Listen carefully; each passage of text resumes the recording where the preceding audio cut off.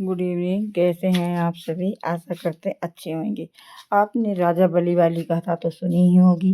राजा बहल अस्तिकद्र जो उनका हृदय देवताओं से भी अधिक पवित्र था। वे सत्य, दान और वचन के लिए प्रसिद्ध थे। उनके राज्य में कोई दुखी नहीं था।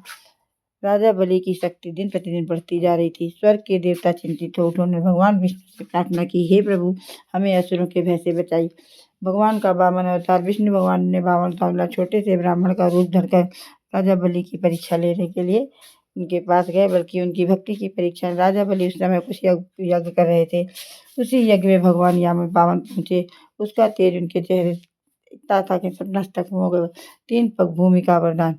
जब राजा बलि ने वामन से वर मांगने को कहा तो वामन बोले, मुझे केवल 3 पग भूमि चाहिए। यह सुनकर राजा बलि हंस पड़े। तो 3 पग?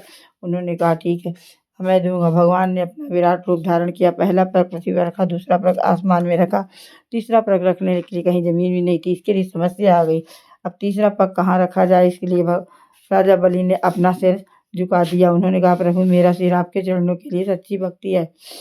उसके बाद विष्णु भगवान उसको आशीर्वाद देते हैं और वो पाताल लोक की ओर गमन करके वरदान करते हैं। विष्णु भगवान उसको वरदान देते हैं तो वो कहता है, वरदान ये है कि आपको भी मेरे साथ पाताल भेज दिया जाए।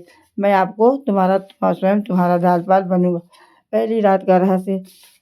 जब भगवान बलि के द्वारपाल बने, उसी समय प्रार्थना की, हे प्रभु, आज की पहली रात आप मेरे घर ही विश्राम करें। यही कारण था कि राजा ने भगवान को पहली रात का अतिथि बनाया, क्योंकि वे चाहते थे कि वे सदैव उनके पास ही